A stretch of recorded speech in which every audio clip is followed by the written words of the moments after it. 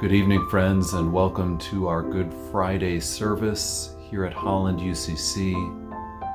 We'll have music, prayers, and readings of the gospel accounts of the crucifixion interspersed with poetry. We hope that this contemplative style service is meaningful to you on this important day as we remember Christ's death together.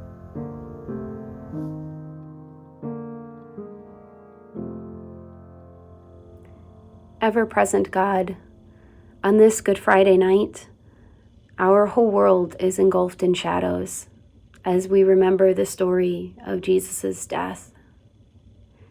We confess that we want to push the fast forward button on this familiar story because it hurts so much. It hurts to think of the betrayal and arrest of Jesus. It hurts to imagine Jesus abandoned and suffering on the cross with only a faithful few watching him breathe his last breath. It hurts to watch your light overtaken by the shadows of the world.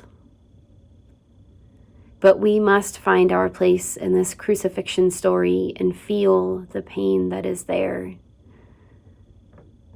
The pain of the world, of faithless decisions, of betrayal, of injustice.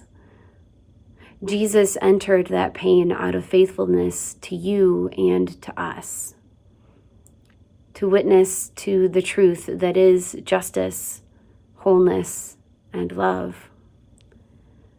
We confess we are afraid to enter this pain with Jesus. Strengthen us with your courage. Offer glimpses of hope in the shadow of death.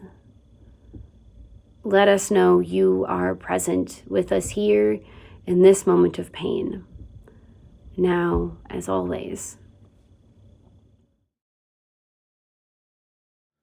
When I survey the wondrous cross on which the Prince of Glory died, my richest gain I count but loss, and pour contempt on all my pride. Forbidden, Lord, that I should boast, save in the death of Christ my God.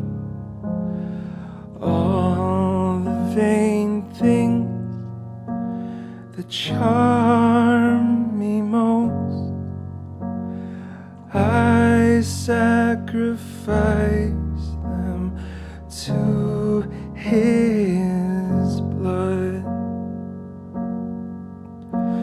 and see from his head, his hands, his feet, sorrow and love flow me mingled down. Did e'er such love and sorrow meet, or thorns compose so rich a crown? And were the whole realm of nature mine, that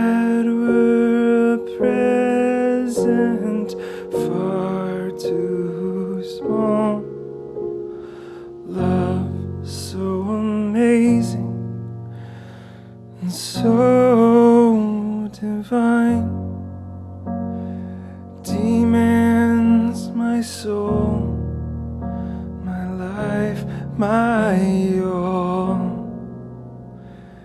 Demands my soul, my life, my all.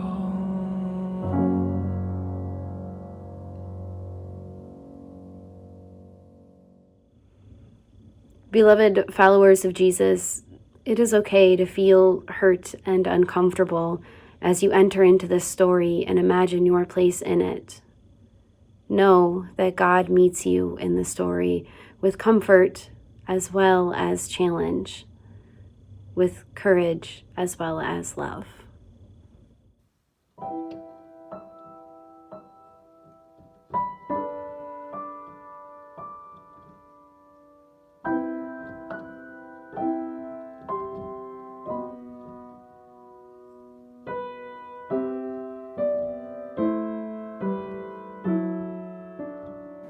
The Gospels give us an account of Jesus' last hours. We'll join the narrative on Thursday, 24 hours before the crucifixion. They prepared the Passover. When it was evening, he arrived with the 12. As they reclined and ate, he told them, "Surely I say to you that the one who eats with me will betray me." They became troubled and questioned him, one after the other. "Not I." He replied, "One of the 12, the one dipping in the bowl with me. The Son of Man is indeed going away just as it is written, and woe to he who betrays him. It would have been better for that man never to have been born."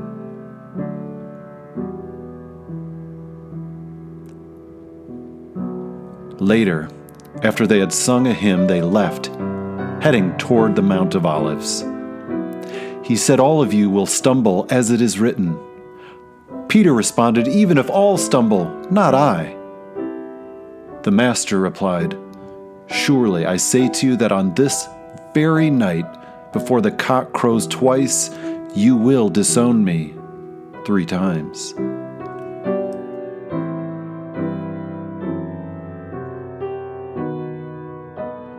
Every time has its sin, God. Our sin is resignation. We have hope only on our lips. Our hearts are empty. Every time has its sin, God.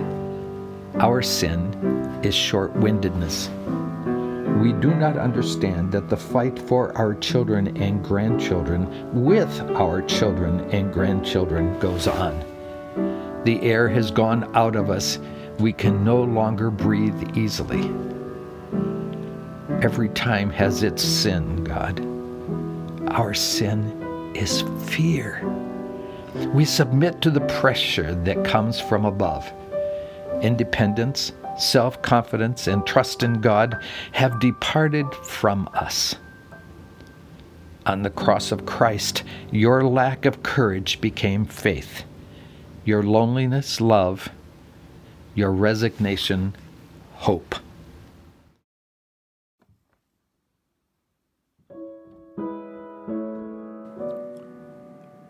They arrived at a place named Gethsemane. He said to the 12, "Sit here while I pray." Taking Peter, James, and John along with him, he became alarmed, filled with anguish. He told them, "My soul is exceedingly sorrowful unto death. Stay here and watch." Going a little farther, he fell on the ground and prayed that if it were possible, the hour might pass from him. He said, "Abba, Father, everything is possible for you. Take this cup away from me. Nevertheless, not my will, but yours." Returning to find the 3 asleep, he addressed Peter, "Simon, are you sleeping? Were you not strong enough to watch 1 hour? Watch and pray, lest you be tested. For indeed the spirit is willing, but the flesh is weak." Once more going away, he prayed, speaking the same word. When he returned, he found them asleep again, for their eyes were weighed down. They did not know how to answer him. Then once again he returned to them, the third time, directing, "Sleep on forever. Enough! The hour has come. Behold, the Son of Man is being betrayed into the hands of the lost. Get up, let us be going. See, my betrayer approaches." While he was speaking, Judas drew near, leading a large mob with swords and clubs sent by the chief priests, the intellectuals, and the elders. The betrayer had given a signal that whomever he kissed they should seize and lead away. Judas went directly up to him. "Teacher, teacher!" He kissed him tenderly. So they grabbed him. One of the followers standing by drew his sword and struck the servant of the high priest, cutting off his ear. The master challenged, "Have you come out as against a robber with swords and clubs to arrest me?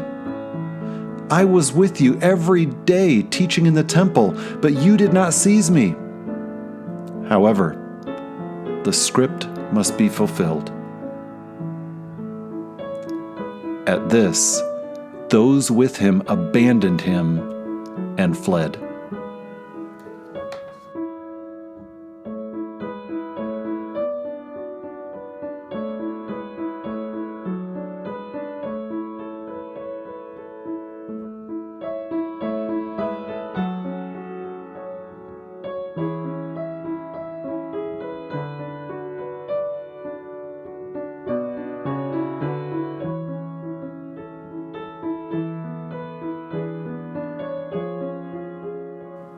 The chief priest and council sought witnesses so they could condemn him to death, but found none.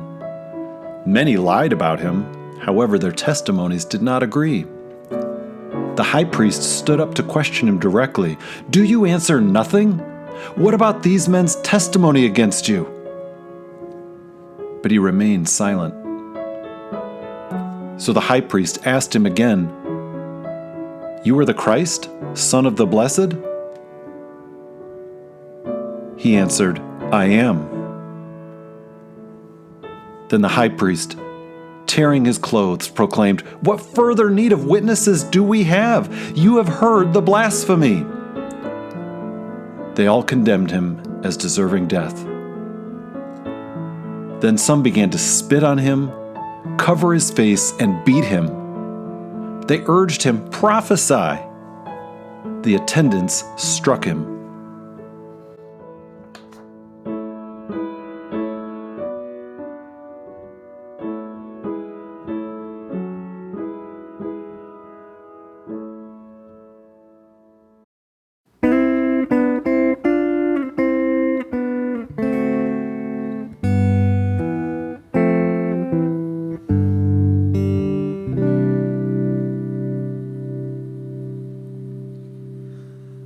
O sacred head, now wounded with grief and shame, weighed down, now scornfully surrounded with thorns, thine only crown. How pale thou art with anguish, with sore abuse and scorn. How does that visage languish, which once was bright as morn?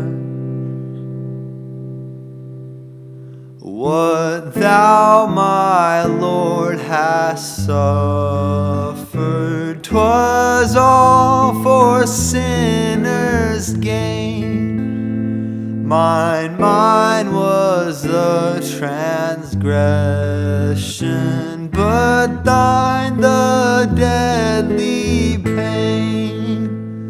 Lo, here I fall, my Savior, 'tis I deserve thy place.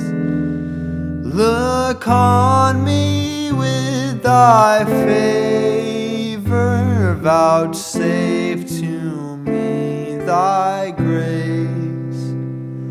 What language shall I borrow to thank thee, dearest friend, for this thy dying sorrow, thy pity without end? Oh, make me thine forever,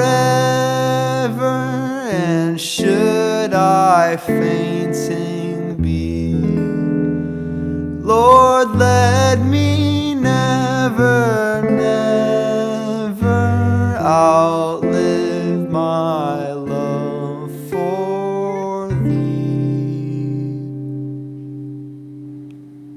First thing in the morning, the chief priests conferred with the elders, intellectuals, and full council. They bound him, led him away, and delivered him to the Roman governor, Pilate. Pilate asked him, "You are the king of the Jews?" He answered, "You say." The chief priests piled on their accusations. Pilate asked him again, "Do you answer nothing? See how many things they charge you with?"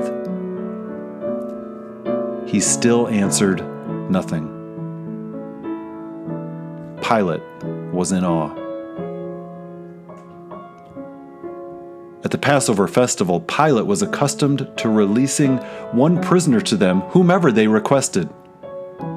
There was one called Barabbas, imprisoned with fellow rioters who had committed murder during an insurrection. The mob began yelling out that Pilate should do what he always did for them. He responded, "Do you want me to release the king of the Jews to you?" He knew the chief priests were acting out of envy. But the chief priests stirred up the mob to demand he release Barabbas. Pilate responded, "What then do you want me to do with he whom you call King of the Jews?" They howled out again, "Crucify him!" Pilate questioned, "Why? What evil has he done?" To which they yelled all the more violently, "Crucify him!" So Pilate, wanting to satisfy the crowd, released Barabbas and handed the teacher over, after flogging, to be crucified.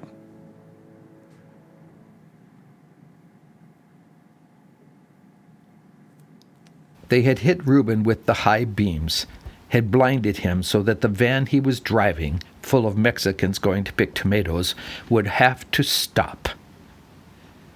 Reuben spun the van into an irrigation ditch, spun the 5-year-old me away to immigration's officer, their batons already out, already looking for the soft spots on the body, to my mother being handcuffed and dragged to a van, to my father trying to show them our green cards. They let us go, but Alvaro was going back. So was his brother Fernando. So was their sister Sonia. Their mother did not escape, and so was going back. Their father was somewhere out in the field and was free.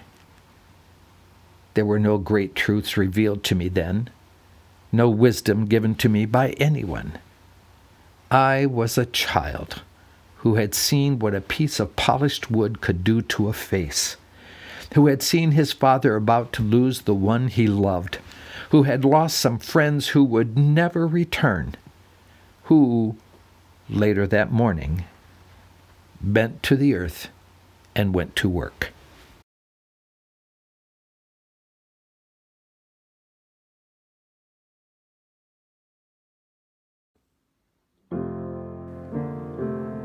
Soldiers led him away into the Praetorian courtyard, where they assembled the whole garrison. They clothed him in purple, and wound a wreath of thorns they had plaited around his head. They saluted him, "Hail, King of the Jews!" Caning his head and spitting on him, they knelt in worship before him. Then they brought him to Golgotha, which means skull place. There they offered him wine mixed with myrrh, but he did not take it. It was the third hour when they crucified him.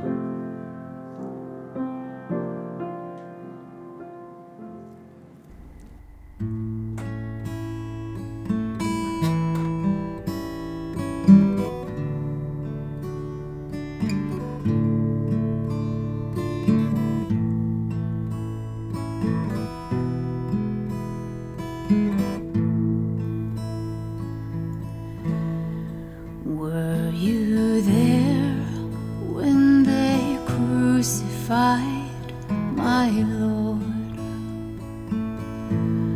Were you there when they crucified my Lord?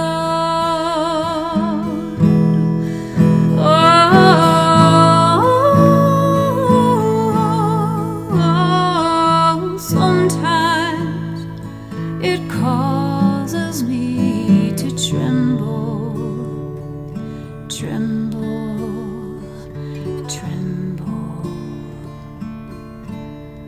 Were you there when they crucified my Lord?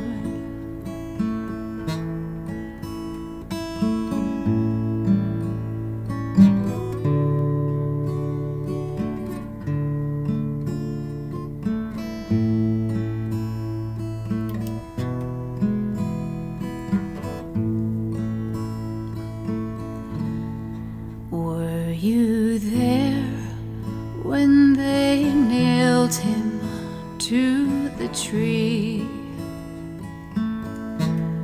Were you there when they nailed him to the tree?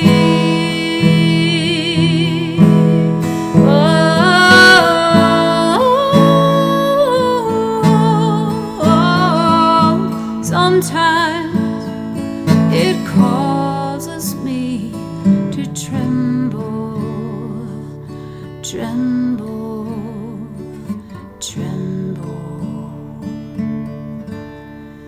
Were you there when they nailed him to the tree?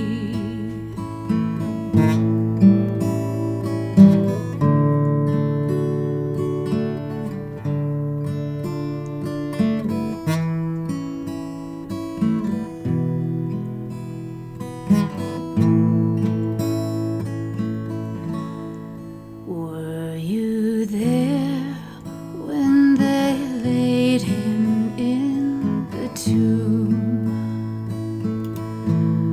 Were you there when they laid him in the tomb?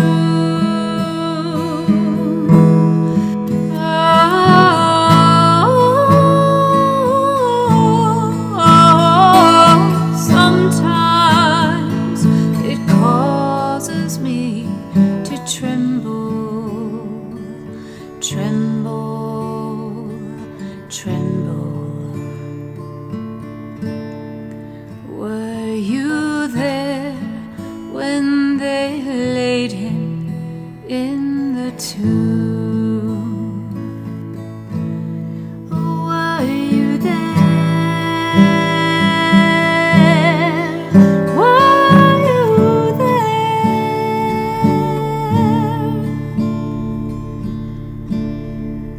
Were you there when they crucified my Lord?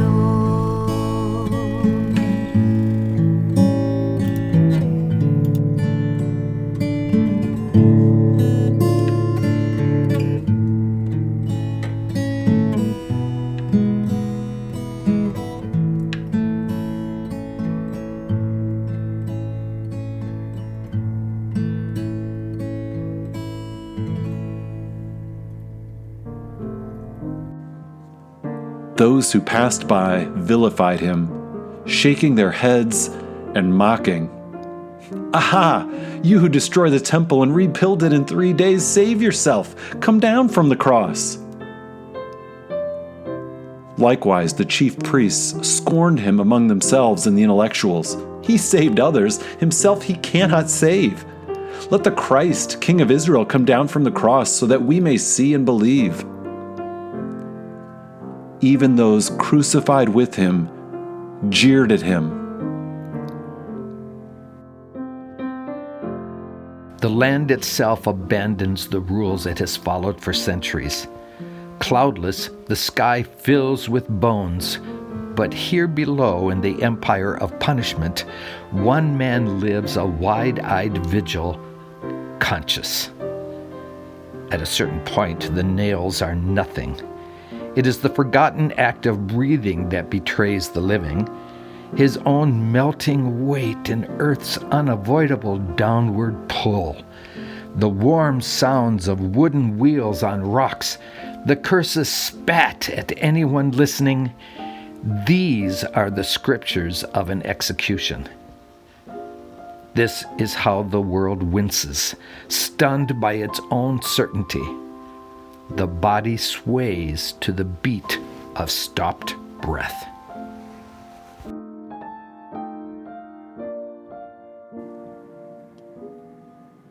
At the 6th hour, darkness came over the whole land until the 9th hour. And at the 9th hour he screamed out with a great voice, "Eloi, Eloi, lama sabachthani," which translates as, my God, why have you forsaken me?" Some standing by when they heard exclaimed, "Look, he is calling for Elias." Then someone ran to soak a sponge in vinegar and lifted it up on a reed stalk to offer him to drink, saying, "Leave him alone, and let us see if Elias is coming to take him down." Letting off a great voice, he expired. And the centurion, standing opposite him, seeing how he breathed his last, exclaimed, "Truly, this man was the Son of God." There were women looking on from afar.